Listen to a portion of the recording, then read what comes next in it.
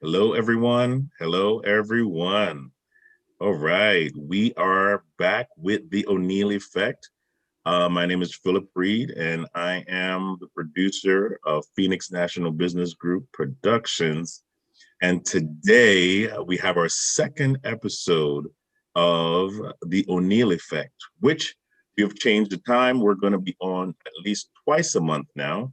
And so you can expect to see and hear this encouraging stories of how people have overcome their obstacles in life. We're doing this to encourage you to know that there is an end game for your story. And whatever you're going through right now is just a valley experience, and you're going to get through it. So I just wanted to keep you in tune with what's going on with the O'Neil Effect. Also, Bishop is going to talk to you more about his book that is coming up, Up the Procession, which is available on Phoenix National Business Group.com. So you can go there and find out more information about his book. Now, without further ado, I'm going to introduce our host for today, Bishop Oneil Williams. Thank you, Dr. Phil. Welcome, everyone, to the O'Neil Effect. I'm so blessed to be back with you on another Saturday morning to be able to give you some encouraging words. So welcome to the O'Neil Effect. As Dr. Phil says, my name is Bishop Oneil Williams. I will be your host this morning. I'd like to start this morning with a positive quote from my book. This moment of your life is necessary, but not permanent. David was comfortable, I believed, being a shepherd. He had never asked to be promoted, but promotion found him. But what else found him was trouble and despair. He found himself running from the very kingdom he was anointed to rule. However, his situation was necessary but not permanent. His struggle taught him how to speak, how to be strong, how to be a strong king, and how to handle adversity. His struggle also taught him how to be a man. Where you are may not be where you want to be, but who tells you that is not exactly where you're supposed to be? You are being prepared to take on bigger challenges. And if you have no experience to fall back on, how will you get over what you'll be facing? Sometimes you must face challenges privately so you can be prepared to fight battles publicly. That's a quote from my book. Hopefully that it encourages somebody this morning as we go into this program. This program is to empower and encourage you to win in life. Overcoming adversity, no matter what life brings you, understand this. You are the hero of your movie. See, God has not forgotten you. He just has a surprise ending that will shock the doubters. That's beautiful, man. Don't forget, though, that this show is piggybacking off of the book, Stop the Procession. It's your time to win. And so please go out and get the pre-sale. Buy this book in this pre-sale because it's a special price of $15 and the offer ends soon. And those of you, since we last met last month on this program, we have purchased books. I want to say thank you. Just last week, I had one person purchase 7. And so I want to thank you for your support, but we still are far off from our goal. And if every one of you who joined this program today go out and get one book, we will reach our goal by November.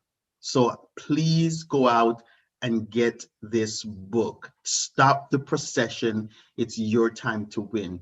You're going to see some of the points that have been mentioned in this book in our talk today. And hopefully it will encourage you to understand that this book is not just a book on your shelf, but it's one that will motivate you. So I'm excited because today we have a special guest on our program. We have Pastor Matthew McKee. And so welcome, Pastor Matthew. Great to have you on this program, sir. How are you feeling this morning? God bless you, Bishop. It is a pleasure, a privilege to be on the show.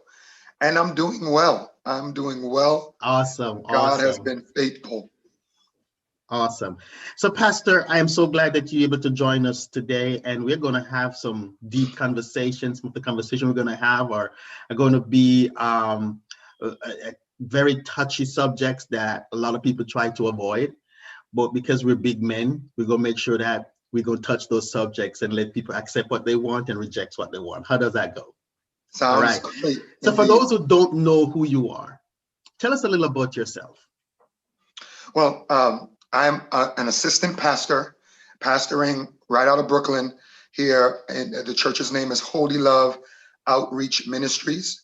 I've been pastoring now since the age of 23. I'm now 38, so that makes it 15 years and counting.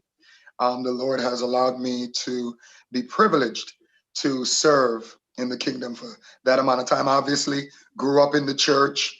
My father was a pastor. My mother was an evangelist at the very same church that I serve as an assistant pastor now. So so I'm a PK. I'm a PK. Come from a family of ministers and pastors. Even my uncles, both on my father and my mother's side, were pastors. But the type of person that I am, I'm a very driven person. Um, I'm a very I'm a very unique person in that I'm different in just my approach to things. I think also based on what I've been through, what I've faced in my process, it's just made me a tad bit unique than probably most others. But I grew up in the church playing the drum. That was my first place, my first passion. And little did I know that the Lord actually called me to pastor and to preach the gospel. At the time, I was just content playing the drum, and I was fine. But I also am a surgical tech, certified surgical tech. I work at New York Presbyterian Hospital. So it's safe to say that in both my ministry life and even in my secular career, I really work in the service of people, serving people and working with people. So that's just a little Awesome, bit about me. awesome, awesome, man. You gave us a lot in a nutshell, but you said something that I know only men would say that. You told them your age. Only men would do that. Yep, 38. And I think it's because you look good for your age, so that's why you tell us, but it's okay. Blessings, Now, blessings, Bishop. now let me ask you a question. If you could describe yourself in 3 words, I know you gave us a lot in a nutshell right there, but if you could describe yourself in 3 words, what would they be? And if your life could be summed up in a sermon, what would that title of that sermon be? Um, if I was to sum up myself in 3 words, one would be passionate. I'm Okay. extremely passionate about things, anything that I'm invested in, anything that I am um, doing in terms of ministry or life goals.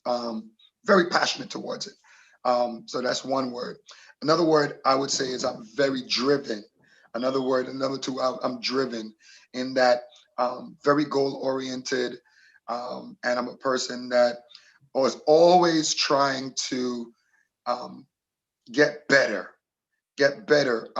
learn more, um, educate myself more in different areas. So I'm very driven and self motivated in that way. And the next thing that I would say is I'm an extremely I'm an extremely social person. I love people. I love to meet people, and I love to work with people. And I think that's why ministry really fits me, and even what I do work wise as a surgical technologist, it fits me because I just love working with people. Um, if I was to sum up my life in one sermon, wow, I would say I would say it would have to be. Um, It would have to be delayed but not denied. Wow. Delayed but not denied. I Wow. would I have to like use that. that cliche. I like that. I like that. I like that. Well, I'm glad that that would be the topic of your sermon concerning your life, because today we're going to talk about adversity. Can and how to overcome adversity. And so, in with that said, we know that we are in a crucial time. People have been ushered into a season that they were never prepared for, and not even the country was prepared for that. The world wasn't prepared for this. And so a lot of people are going through different ups and downs in their lives, which the book is one of the fitting area right now to help them how to navigate that area of their lives. With that said, can you describe for us what your number one adversity was in your life that you can say you overcame, and how did you overcome it? It was definitely the time of serving in ministry and then going through a divorce. Definitely, Wow. that was a huge adversity that I would kind of key in on that right there. It was anyone that is very privy to just ministry and the culture of ministry, especially when you're pastoring, um, going through something like a divorce is a very difficult thing on many levels, spiritually, emotionally, psychologically, and you also deal with a huge fallout socially because as a pastor, most people off the bat would say, "How are you a pastor and you're getting a divorce or you're going through a divorce?" So it was a huge fallout in my life. It was like literally falling from grace and also falling, hitting rock bottom to the extent where I really started to look at how people were starting to treat me, or how people that were either still in my corner, or people that actually started to act different based on my reality. um, that was challenging because, like I said, it's the spiritual fallout. We know the spiritual trauma that it causes, the emotional and the psychological. And something ought to be said for the social impact because you feel like it almost drives you into isolation because you don't know necessarily who you can talk to, who to trust, who might be talking about you behind their back and then saying one thing in your face. So that was huge. How I overcame it. It was a process. It was a process. It took time. But one of the things that you have to do is you have to block out the noise. You have to block out the noise, and you have to um, really center yourself and purpose yourself, not to get too caught up with what's going on in the environment, especially in the social arena of the church, even as from a pastoral standpoint, because you're obviously in the church, you're serving, you're around people, and the truth of the matter is you're going to hear things, no matter how hard you try to isolate yourself and to hopefully not hear, you're going to hear things. Because people, one of the things I've proven, Bishop, is that people always have an opinion, even about something that they don't really know about. Wow. Always have an Wow. opinion, even on things that they don't have the education about or the knowledge about or the direct information. But you have to block out the noise. I think that's the first place that I had to um, find myself to overcome, Bishop Williams. I had to block out the noise and say, okay, McKee, how are you going to work on yourself in this process? How are you going to recenter yourself in your relationship with God in this process? And how are you going to also pick yourself up as a man in this process? I'm glad that you touch on that, because I am a witness of what you have gone through. I am also divorced myself, and had to face that challenge also in the church, and not just being a pastor, but being a bishop, it comes, comes with certain clout and title. And one of the things that you said that really touches me, and we're going to talk about it in a minute, but you have to reach that place in your life when you realize that your life is more than just church. And what I've noticed is it is so funny because a lot of pastors slash bishops are in the same position as you and I are in that position, and they live in the cemetery while still walking in it. Wow. And I say this to say that because they're already divorced, but just not, the public just don't know. Mm, It's a mental divorce. And so people live the rest of their lives in misery because they're afraid of what the public will say about them. They're yeah. afraid of what people say, and because of the cliche that we put on it and the negative connotations that we put on it, a lot of people would rather live the next 20 years of their lives in misery. Wow. And so what you just said is great, because we're not propagating for pastors to get divorced. We're not propagating for them to walk out of their marriage, but we also saying that the Bible said that you must be happy and be in good health. You can't be, health doesn't mean only sickness. Health Yeah. is mental, health Yeah. is psychological, health is happiness. Yes. And so you have to reach a place in your life and you realize, I've tried everything. And the other thing is that you said a while ago, which is so emphatic, is that a lot of times people already made their own conclusion of your situation. So you might as well not explain it because they already have their story, whether it's correct or not. And so I like that. So since you kind of touch on that, let's talk about this controversial subject in the church that a lot of pastors run from, and that is the divorce. Let's talk about that. But not just the topic of divorce, but being a minister and a pastor who had to face this challenge. I'm going to ask you, tell us how your experience was with your peers, not just your family, but the ministry. I know you touched on it a little bit, but see if we could go into more about the peers, the associates that you were around, the pastors. How did they treat you? I can honestly say that, and that's a very good question. I can honestly say that I had a good amount that stood with me, that understood, that were able to kind of relate or connect to my current reality at that time.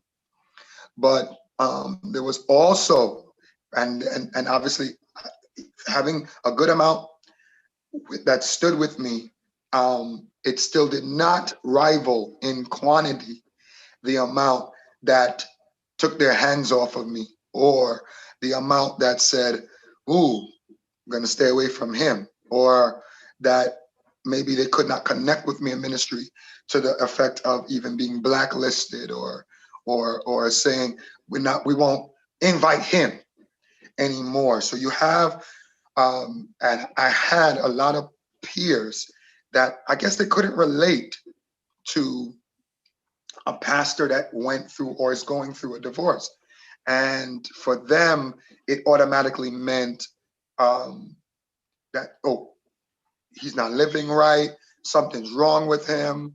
Um, we're not going to mess with him on that level because he's obviously something's wrong, or so we're not gonna. It's almost as if I was contagious or something. So that was it was very disappointing. Um, it also revealed to me, Bishop Williams, it Mhm. revealed to me the heart of people. It revealed to me who was really, from on a heart level, who was connected to me, or who had the compassion and the passion to say, listen, you're going through a real life moment, and these things happen. Nobody gets married to get a divorce. Nobody gets married to get a divorce. But life does unfortunately happen and unfold sometimes in that way. But though it was difficult dealing with some of the peers that could not relate, could not connect, and made their own judgment calls without knowing really the details, I thank God for those that stood with me and that were encouragers. And thank God I had enough of those that I was able to process and persevere. Wow, man, thank you for that. And one of the person that wrote three-quarter of the New Testament, the Apostle Paul, a lot of people have never delved into his life story. They just know his conversion story, Yeah, but nobody knows his living story. That the Apostle Paul dealt more with a lot of unmarried and widow because he himself had to experience the same thing. yeah, And a lot of people don't know that.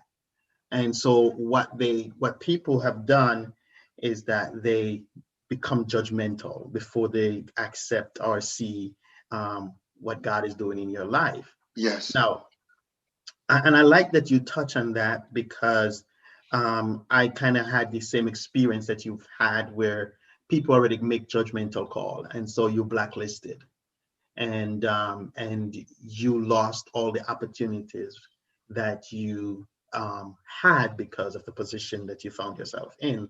hmm, Now, in my book, I deal with the topic of divorce is not final. That's one of the topics I dealt with in my book. Divorce is not final. Now, I'm going to ask you, how did you bounce back? And what would you say to someone, maybe a pastor who might be facing this challenge, or just a regular member, or just a regular person out there? It doesn't have to be Christian. How did you bounce back? And how can you help somebody to let them know that divorce is not final? yes. And I love that quote from your book. I think that that's such a profound and a powerful quote.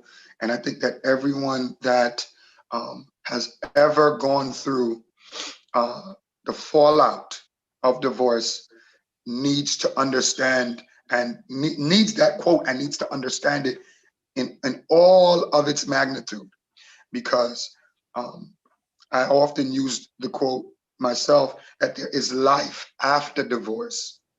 And right away, when you're dealing with the fallout from a divorce, it might not feel like it.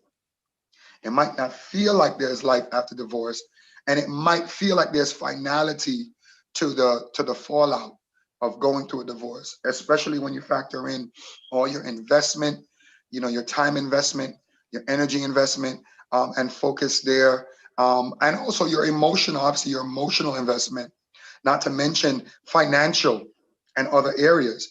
Um, and sometimes what you have built, especially if you have kids involved, it causes a greater level of kind of fallout. But um, what I would say to someone that's going through a divorce is that, number one, in starting with where you powerfully mentioned and stated in your book, it's not final. It's not final. There is a scheduled bounce back after divorce if you allow yourself to do so. You have to, number one, you have to get out of the possibility of beating yourself up, because after a divorce, one of the things that can easily happen is that you can start internalizing to a toxic and a negative level. You start internalizing and you start to beat yourself up like something's wrong with you, or what's the matter with me, and you start to beat yourself up on that level. And if you beat yourself up based on the fallout of a divorce, it's going to be hard for you to even see your own value going forward. And I think one of the first things you have to do is remember, okay, sometimes two people, for whatever reason, it doesn't work out. And those reasons can vary, but two people, it just might not work out for whatever reason. And now we know that there's a plethora of reasons why that might be. However, you have to see the value in yourself that will Like allow that. you, yeah, to pick yourself up to say, you know what? I still have purpose. I still have to, I still have a life to live. I still have some goals that I have to reach and that I want to reach. And so it goes back to what I was saying earlier. You have to really block out the noise. A lot of noise comes after something like a divorce.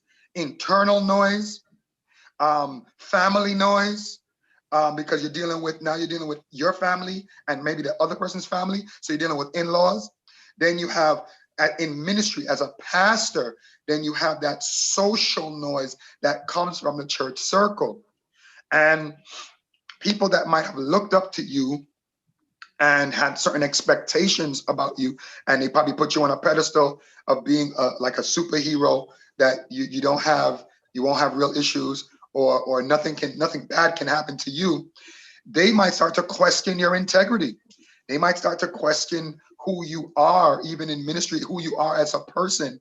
And your peers, we just talked about, there's going to be a fallout with perceived peers, people that you thought were actually your friends. You're going to find out in that season, you'll find out who your friends are for real, Wow. who really was with you for real. So these are some things you face, but you have to block out the noise. You have to realize your own value. You also have to get to a point of self-analysis, healthy self-analysis that will, the Bible says, let a man examine himself. So you Absolutely. got to get to that point of healthy self-analysis to say, okay, what was there probably present in me?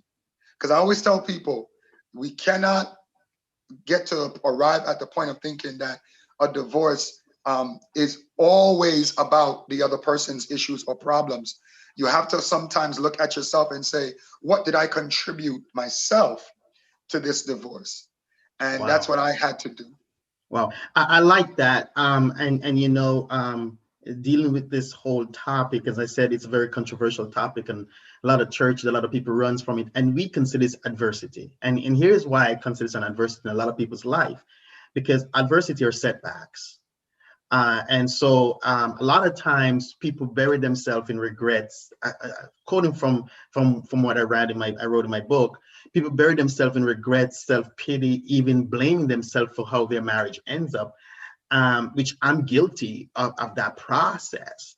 But one of the things that we need to, the problem with that is that many people stays in an abusive marriage, whether the abuse is verbal or physical, because we're afraid of the external noise. Yes. However, I living through that dilemma, you have to learn to understand that there comes a time when number one got to step out, and that you can rise again and you can live again. And so Yes. in my book, The Procession Stops Here, you've got to come to a place where it says, a part of the book that says procession stops here, you got to come to a place in your life where you say, this stops here. It's time to turn this procession around. The other reason why this topic is essential is because most people found themselves moving away from their happy place. They're moving away from their excited place because they're now settling. No one on the day when you got married decided you're going to settle. You decided you're going to progress. Yeah. And when you find yourself becoming settled and regressing, then it simply means it's time to work on you. If you can't work on, it's time to make decisions. Yes. Um, and most time people think that that divorce happens overnight. No, it doesn't. It grows Yeah. into it, and there are different reasons for that. So somebody watching us right now may be thinking, man, you guys are talking to me. I'm in this situation right now where I don't know what to do. And again, let me reiterate, we're not propagating that you walk away. We're not propagating that you No. don't get help. We're saying that if you reach that point where you're broken and has broken you, and there is nowhere else to go, and you have to end up in that place, divorce place, never kill yourself. Never think that it's over. The journey doesn't stop there. That's right. You start life again.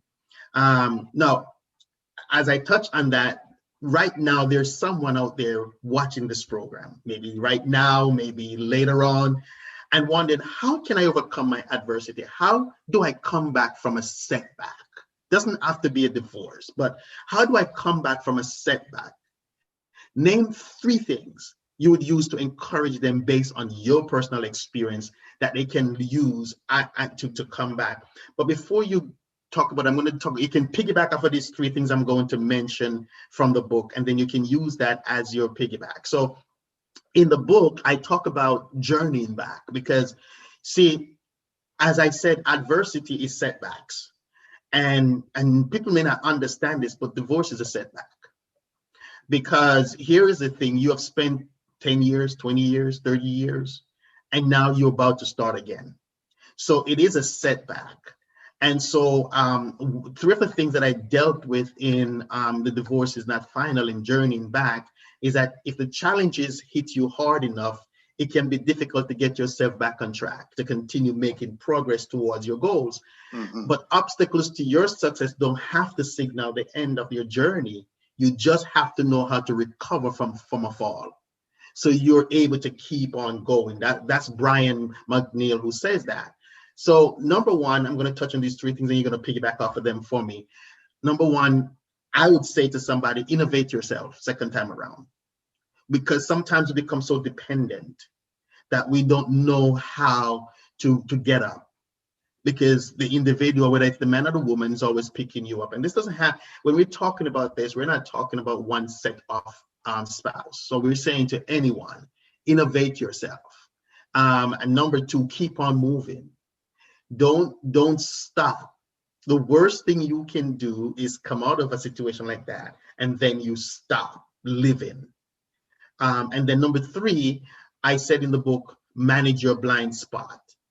You see, because on the journey back to success, if you can't see how you're going to get there, your blind spot is growing on you. Some people Yeah. go back to school. Some people get a better job. Some people get remarried and took their mistakes and learned from it to build a better marital life.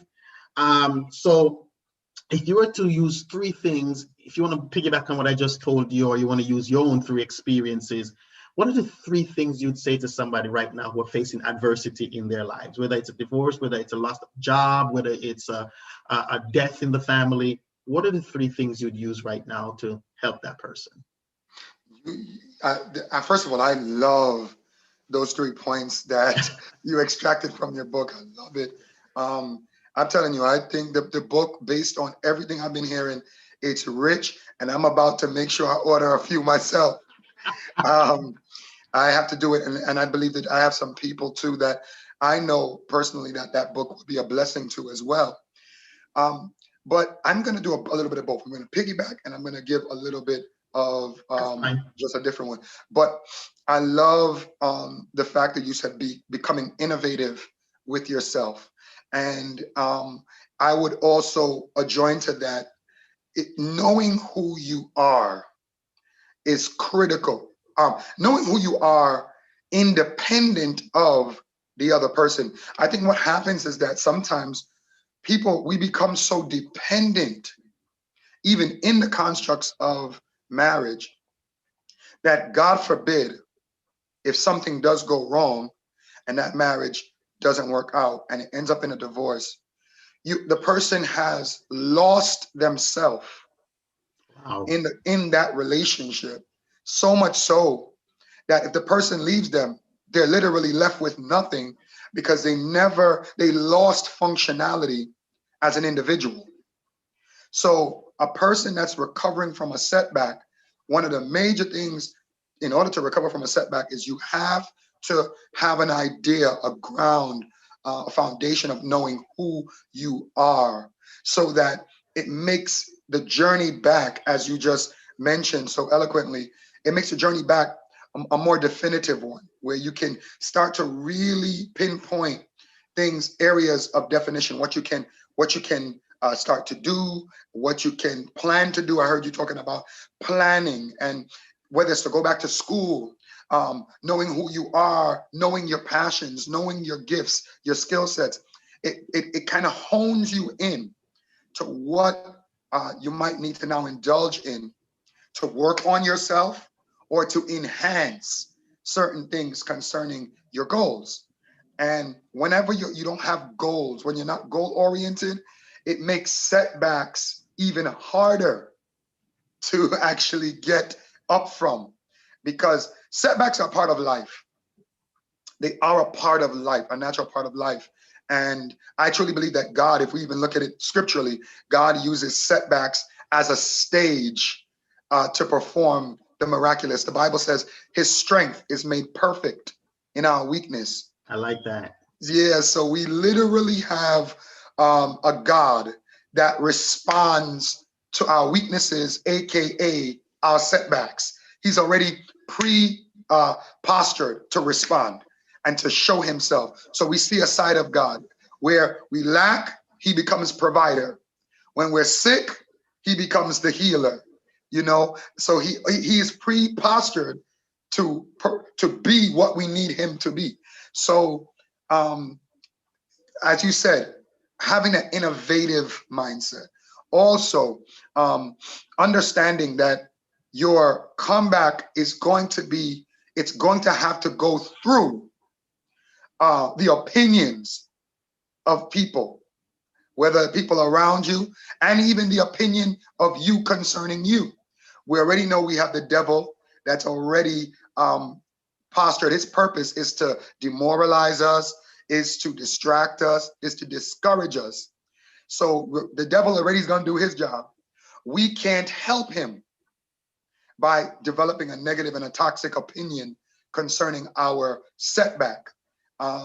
Because sometimes setbacks start to play upon our psyche, and then we start to talk ourselves down and disqualify ourselves from the blessings that God still has in store for us. So that's another thing. Being free from the opinions of the enemy, of negative opinion of ourselves and opinions of people, and having a focus towards the goal of saying, all right, this didn't work out, or this happened, but I'm going to get back up and I'm going to keep going. I'm going to focus and I'm going to get in line, and I'm going to make sure that I learn from this. So I think the next thing I would say is extracting the lesson out of the worst possible thing.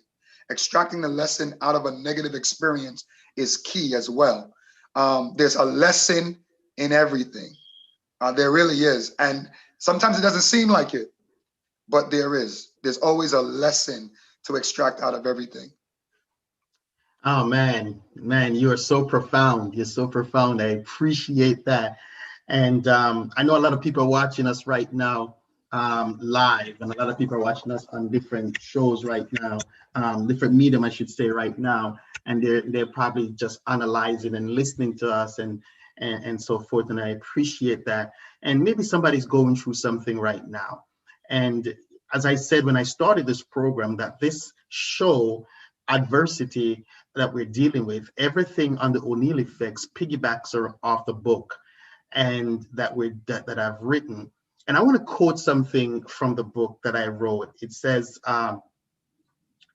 for despite being into your third marriage, arguments tend to start around the same issues. Burnout happens, setback happens. And so unlike the permanent blind spot in your eyes, blind spots in your life are malleable to resolve. So how to find your blind spot? Your growing deeper awareness of them only spawn greater self-mastery to transform those blind spots into new strengths. As you continue to grow, you'll uncover new blind spots with more progress at discovering them and transforming them into superpower. That means the essence of this is not to allow life to surprise you again with things that was already there, but you missed it because it was in your blind spot, like a car that has a signal to indicate when another car is in their blind spot to help prevent it from changing lane into an oncoming traffic, which caused accident. That signal was not there 10 years ago. Cars innovate so that they can create less accidents. Yes. And so when you come out of a situation, adversity, innovate yourself so that you can create less accidents going forward. Yes. And I think that's what individuals need to do as they move forward in their lives and so forth. And the last thing we're going to touch, and then we're going to end this program, is make changes. And in the book, I said that changes and innovation are not the same. Innovation means creating something that no one else had thought of. That's innovation. But change is when you look at what is already present and decided you're going to approach it from a different perspective. So when you find yourself in adversity and a different situation, whether it's a divorce, a death, or so forth, look at how you treat the downtime in your life and decided, I'm going to change that. Pastor McKee, it was a great talking to you, man. What I would like for you to do right now, there's a brother out there right now, there's a sister out there, somebody out there who's listening and said, guys, you don't know, you're touching my life. And there's somebody out there who is so spiritual, they can't understand why we're talking about this subject. We love you too. But what I want you to do is, because you see, we have experienced these things. And I, before I wrap this up, let me just throw my personal experience for just a minute in there. Is that when I being a pastor, you said something about going back to school, and I touched on the topic, innovate yourself. And the thing about it is that I remembered when I had my own adversity and I walked into, and I had to walk away. And not only did I have to walk away from the marriage, but walk away from the church. And all I knew at the time was pastoring. I was a full-time pastor. That was my income. That was my job. And so when you have to walk away because you want to protect the integrity of the ministry, and you have to walk away, and you wonder what's going to happen to you now, you've got nothing to fall back on. And so I had to go through 6 years of schooling to get my master's in business, because I did not want to be stuck being theological anymore, because I want to be able to be marketable. And so I want people watching us to understand that nothing is wrong with if you have to, in the middle of your life, change your career. Nothing is wrong with that. You have to be marketable, and that's what innovation is all about. That's what making change is all about. So there's somebody watching us, Pastor McKee, and they're saying, talk to me for a minute. Take 60 seconds and encourage somebody right now who woke up this morning feeling down because maybe they're facing what we have already gone through. And the crisis is never over. No matter if we overcome, sometimes we have flashbacks. And sometimes those flashbacks seem like they want to hinder our present situation. Talk to somebody right now who's going through something and they need an encouraging word from the desk of Pastor McKee. What would you say to that person right now? Oh, I would say, Bishop, I would say to them, the problem does not negate the purpose. The problem does not negate the purpose. Sometimes we become disconnected from our ordained divine purpose in God because of problems and situations that present itself and that come about in the natural flow of life. Life comes with challenges. It comes with some random turns, some random pivots. The truth of the matter is we do not control everything that manifests or plays out in our life. Some things we control and some things we don't control. But the problem never negates the purpose of God. And the problem definitely never negates the power of God. And so it's so important that we understand that in process, and life is a process, life is a journey. In life, there is something called process, and that process does not always entail great experiences. It doesn't always entail things that's going to make you feel good. Sometimes that process comes with some painful lessons, some setbacks, some pitfalls, and some things that we maybe bad decisions that we decided that backfired, and other things that the enemy might just have used it as a point of attack. And then there are other things that God just allows us to go through as a teaching tool to mature us. But there's purpose on your life. My encouragement to you is there's purpose on your life. Don't give up. Don't quit. Don't throw in the towel. Understand that process helps you to get to places of maturity, places of innovation, places of creativity. Problems all help you to tap into a greater dimension of what you didn't know you had in the first place.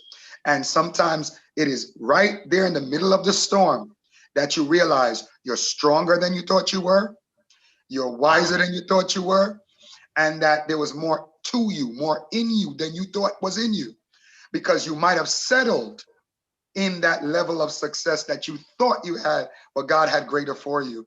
So just like David with Ziklag, sometimes God will cause an attack to come to your territory just to get you to dig deeper and encourage yourself in the Lord. And the Bible says, and David recovered all. David recovered all. So Wow, just I like love that. that. I love that. I love Bless you, that. Bishop. Pastor McKee, I want to thank you, man, for that encouraging word to those who are watching us right now and are going through some adversity. If and for those of you who are watching as we bring this to a close, we're not just referring to we kind of go into the whole aspect of divorce, because both of us have experienced it and we want to help somebody who has been there. But I want you to understand that there are help that you can seek if you're not there yet, but you're in a crisis with your marriage. You can seek counseling. You can seek help. You don't have to get to that point. But if you are already at that point, you've seen no way out, and that's your end result. Just understand that there is life after that. Understand that you're not over and your life is not over. And don't get bitter, get better. That's what you have to do, because listen, let's be real, man. Your spouse is watching you. They want to see the dumb mistakes you're going to make after and say, see, I told you. So what you've got to do is not just think for yourself, but you got to think for the people who wants to see you fail and decided, I'm not going down that road. While you're living for you, also live with the blind spots. See them. You're in the car, but there are blind spots outside the car. So see them before you run into them.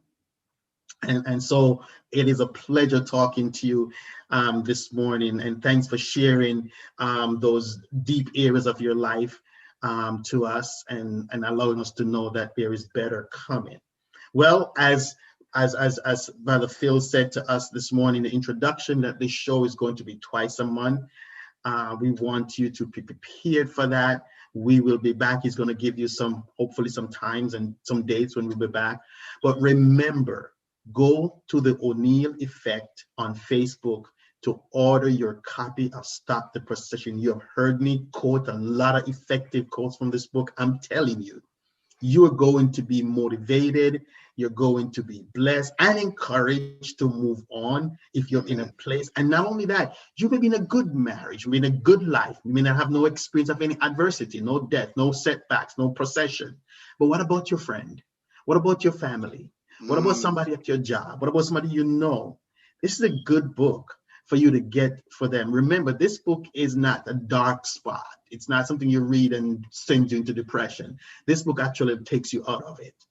And so that's why it's important for you to get it. It's your time to win. That's why we have that spin of it.